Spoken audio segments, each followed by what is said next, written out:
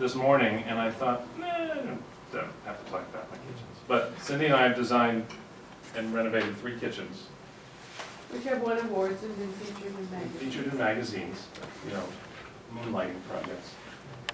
We love our kitchens. Are you on Instagram?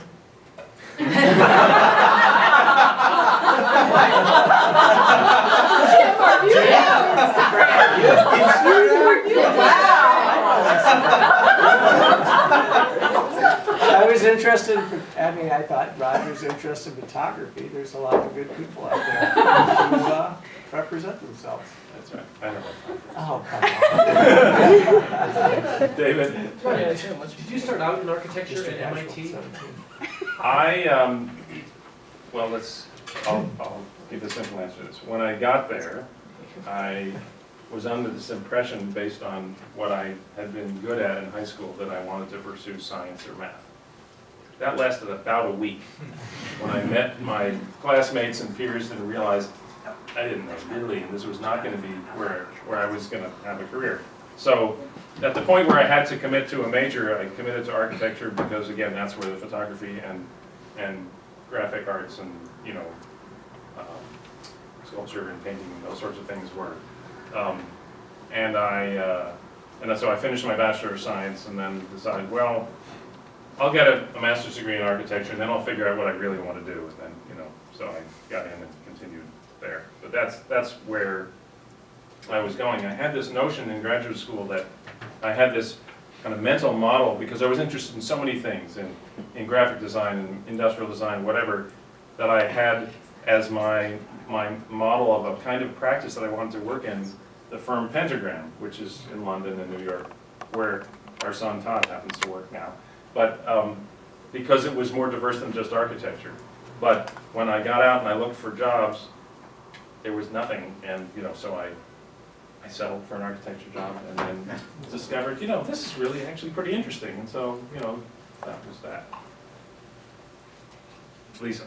So all kidding aside. It's too late for that. I'm kidding about that too. Yeah. No, but as a temporary break from the kidding, I just wanted to say that I very much appreciate the fact that you were willing to stand up there and say, designing may not be what I'm best at.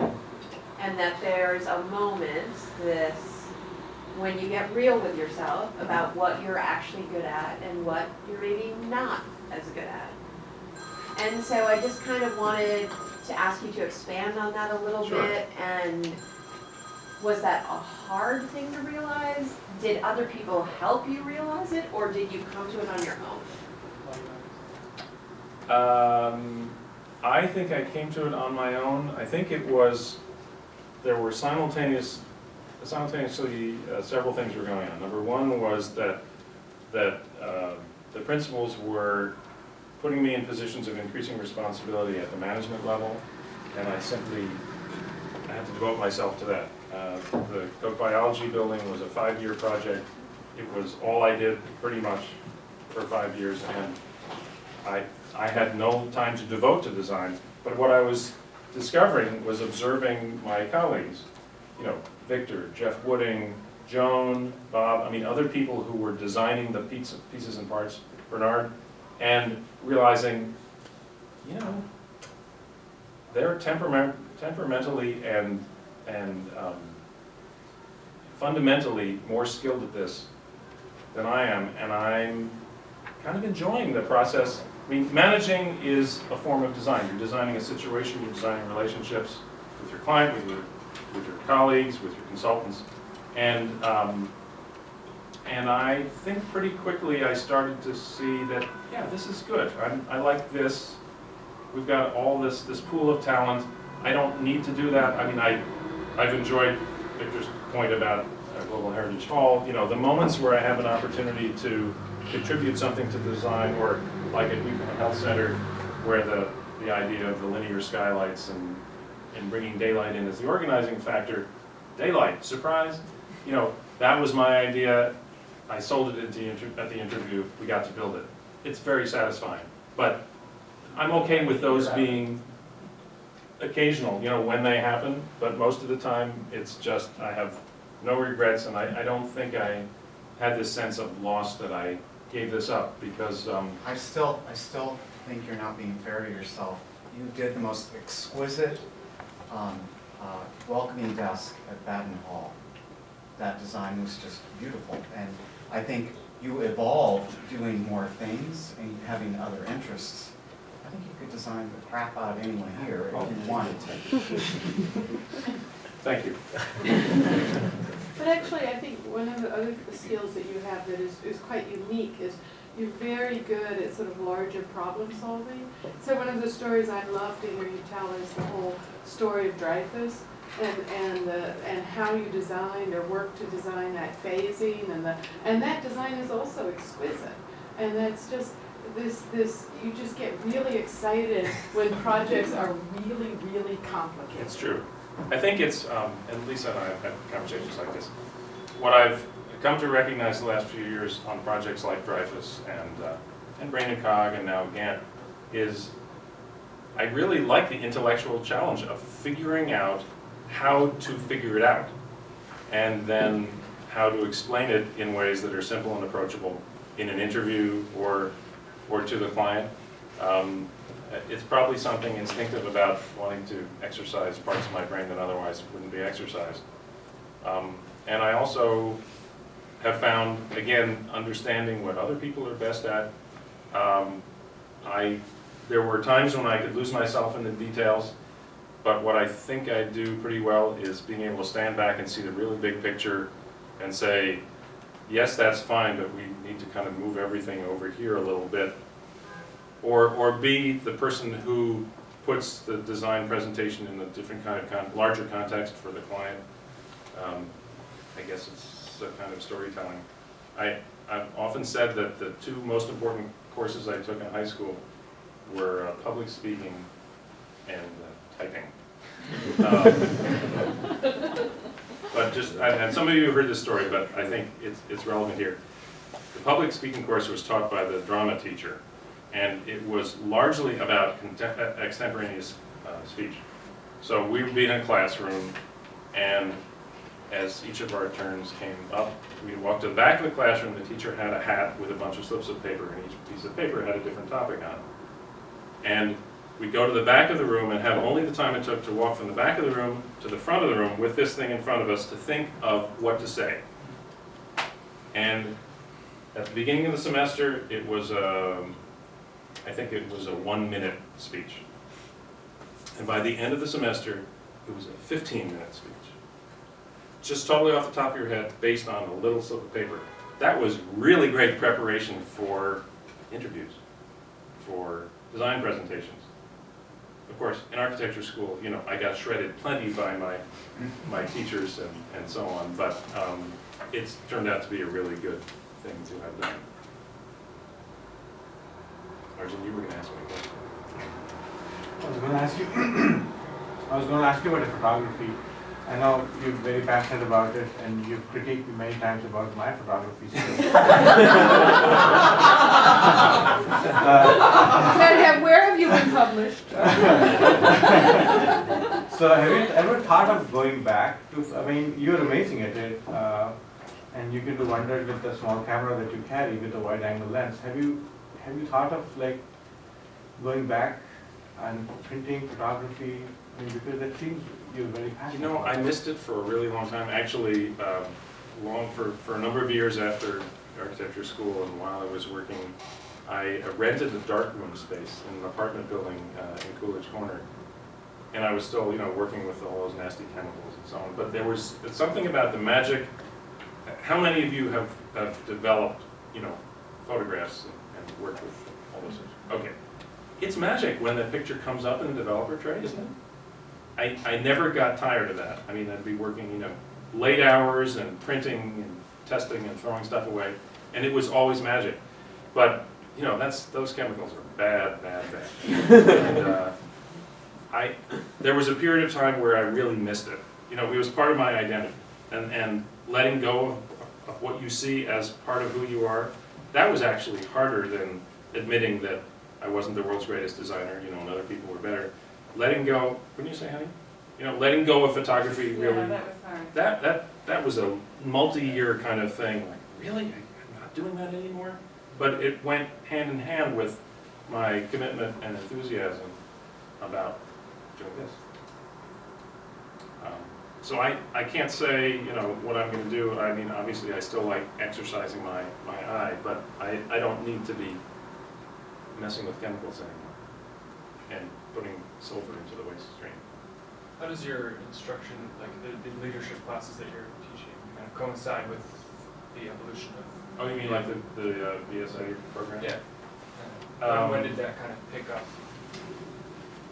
Really. I think what Anthony's referring to is I've been co-teaching one session in a program the BSA sponsors called the Young Designers Professional Development Institute. I think Ben went through that once. And I've been teaching one course every year in communication skills. And then Lisa and I did a variation of that for the office a couple months ago. That's another example of a thing I started doing probably in 2000. And so I've done it once a year ever since. You know, I just like to energize your body, something, wind me up and start me doing something, and I'm still doing it years later. But I guess my question more pertains to kind of the genesis of that interest. Like why did you? You know, decide? it grew out of. Let me see if I can. Let me get to this indirectly for a second. While I'm doing all this and all the things I've been telling you about, there are other interests I've had that sort of fold into the middle of these. One is just an interest in how the brain works and how creativity works. And so I've read dozens of books and I've saved them all. And I've been collecting articles and things, kind of material that helps me think about and be reflective about how we all do this. And I've discovered kindred spirits, Lisa being one, who are interested in this whole business. That creativity piece led me to thinking about how people talk about design, how we talk about work. And I can't say there was one moment that sent me off in that direction, this communication theme, but it was there all along, built into those books and other things I've been reading, and I just started reflecting back on it and trying to extract kind of lessons, and that ultimately became this course.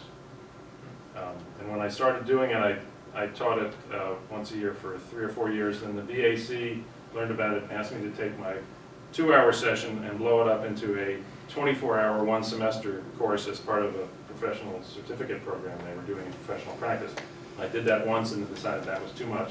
Then I smushed it back down to being, once a year.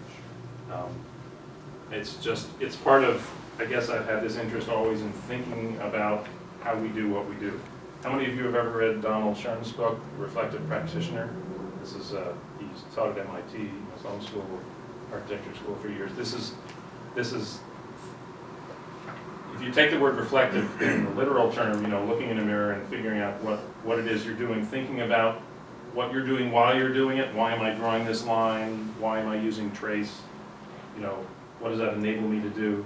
It's the word I picked up from Lisa is it's more meta than the substance, but it's just a way of analyzing and thinking about how we do it, what we do, and figuring out what it means and how to do it better. So that probably led me into this communication thing. David. So this is going to be a tough question, but you've been here for 20-some odd years, maybe more. 38 next month. 38. Who's counting? So tactful, David. Who's counting? So tactful. So what has changed the most that you can think of? Just like, is it the field of architecture or the office culture, or is there one thing that stands out to you as Goody Clancy has evolved? I told you it's gonna be tough. Huh? What a good question. That's a really good What question. a good question. David's always got good questions. There are a lot of diplomatic ways you could answer They're really hard. And I'm processing every single one of them. I think the culture has evolved, but and I'm going to look at Jim and Victor and others who've been here a long time. I think there's still a basic fundamental spirit about the place that has been consistent. It's you know, it's shifted and so on, and I would say that's characterized by mutual respect for everybody else that works here, and a willingness to collaborate and be open with each other. You know, we've gone through periods where there was more of that, and periods in which there's less of it. I think there's more of it now than there was for many years, in terms of kind of flatter hierarchy and more ability to participate with others in design decisions rather than being done by just a small handful of people. Culture, I think, is perhaps the most, and you can see if you disagree, Randolph, when we're interviewing prospective staff members, I think cultural fit is perhaps the most important thing that we look for. Skills can be learned, attitude and sort of personality and fit matter so much. I had this conversation first with Brian here. We just talked about this 2 hours ago with someone who came in. The exact same thing. Thank you. I think, Yeah, I'd like others to comment. I think one of the big cultural shifts for us was convincing the original principals that we could work outside of New England. Yeah, They right. only wanted to take jobs on the red line. Yeah, that was Bob's, definitely. Which was nice.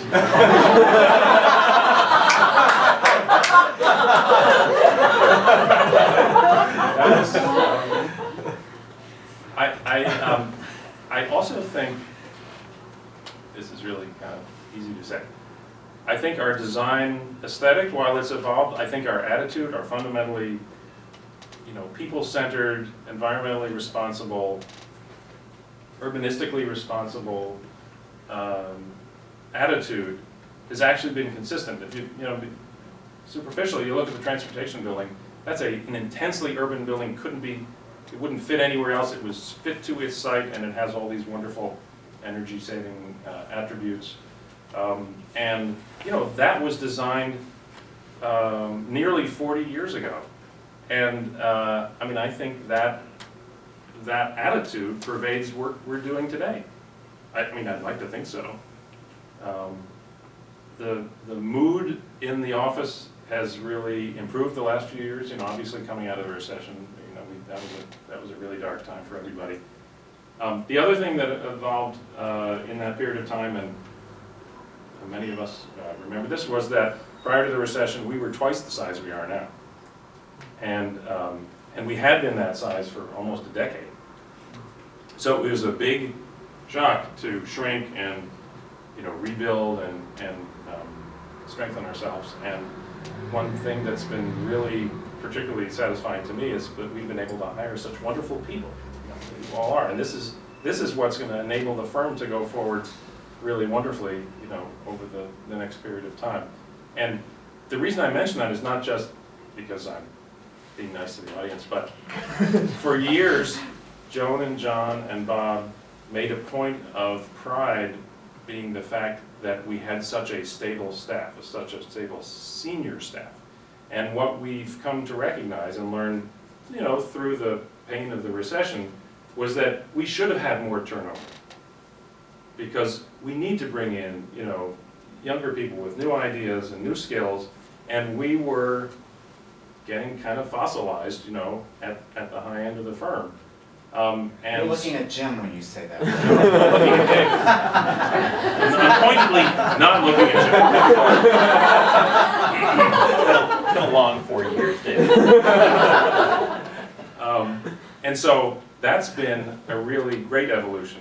Back, 15 years ago, the idea that a firm might have 10% turnover in a year was just abhorrent. I can remember Joan and John, saying, "Oh, that's terrible." Looking at other firms that grew and shrank and so on.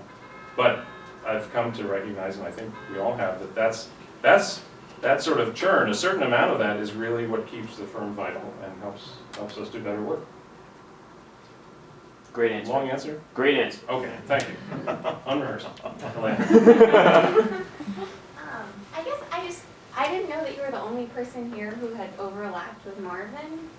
And as someone who's only been here a couple of years, you know, I'm always curious about Joan and John Clancy and Marvin Goody. I was just wondering if you have any like anecdotes about him, and like anything about like him that sort of still affects the firm today. Well, it's easier, I could leave it to others who've been here long enough to tell stories about Joan and John. Victor's got a dozen. I can see him biting his But, so, I'm gonna leave that to another conversation. But what I'll say about Marvin was, he was a really warm person. He had a kind of magnetism. It's a little hard to call it charisma, because I don't think he was hugely articulate. I mean, he was a good speaker and a good presenter, at least from what I recall. But he made you want to work with him. And so my overlap with him was basically on the transportation building. He and John were both working on it, and that photograph was Marvin pointing at a cardboard model of the transportation building. And I think we hit it off well, and I made a good impression. In fact, there was a moment where he said to me, this was, I think I had been here maybe 2 or 3, no, 2 years is when he passed away. So it was in that 2-year period that we overlapped. And he said, this is almost verbatim as I recall it, which was, Roger, we love you and we want you to stay forever. Little do they know. I wouldn't have banked on that being the case. That was a really, And Marvin's lips. that was a moment. Well, how big was the firm? The firm, when I started, was the size it is now. And was Joan already here? Yeah. Okay. Yeah, and when I joined in '78, the firm had grown actually fairly quickly in a few years, ramped up for the transportation building. 900,000 square feet. How many, I mean, St. E's is the only other project that big that we've done since then, right? Can we think of another project with? Well, McCormick was 750, Yeah, but you know, that was How big was Brandon Cog? huge. Brandon Cog was 400. Oh, wow. It was the largest project the Commonwealth had ever built in dollars, you know, at the time. And so we were 60 to 70 for a really long time until we got into the mid-90s when we went on that long growth curve. We doubled from 60 to 120 in 30 months. And we went through some growing pains. Some of you remember we had a consultant come in and do a kind of cultural analysis to see, and there were a lot of us who felt as if that growth was really hard and that, you know, risk of losing the character of the firm. But anyway, so that's a different question. But that was one of the interesting challenges of the time. Ben? You've cultivated and maintained a lot of the client relationships. I wonder if there are any favorite clients or satisfying clients or other lessons you've learned from this. That's a nice question. I'm not going to name names, but my favorite clients are the ones that treat us with respect, that like to work with us, not just stand back and, you know, have us do the work. And they're not necessarily the ones that give us the most free rein. They're the ones that challenge us really well. I think I would put Harvard Business School in that category. They've been a great client, challenging, you know, in all the ways that we know. But in terms of being respectful of what we bring and not trying to do our jobs for us, you know, they're a really good example. I think it's the ones that I feel the strongest about, the most positive, are the ones in which the relationships, the interpersonal relationships, which gets back to the communication course thing, you know, about communicating with people as humans, not people at the other end of an email or a telephone. And so the ones that have been, that I feel the most strongly about, and perhaps the ones with the longest relationships, are the ones that have been colleagues in the best sense of the word, rather than just people hiring us and paying us to do our work. And I mean, Gene, Randolph, David, you might characterize your favorite clients differently, but for me, that matters a lot. It's really the relationship more than almost anything else. And the other lesson learned is be nice to everybody because you never know where they're gonna end up. And they may be your client today or not, and then 15 years later you discover, wow, they're the head of something or other, and if you've treated them nicely, they still like you. And so there's no downside to being nice and telling the truth. It's a great ending, Thank you. I'm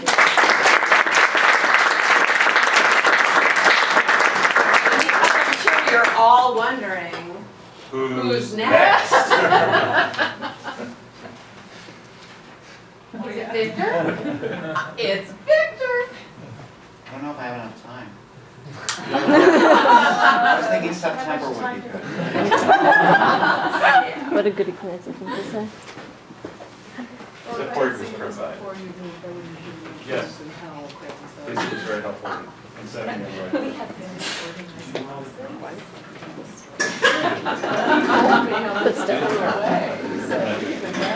No, I mean, I basically started. Oh, yeah. And I That's kind of more what I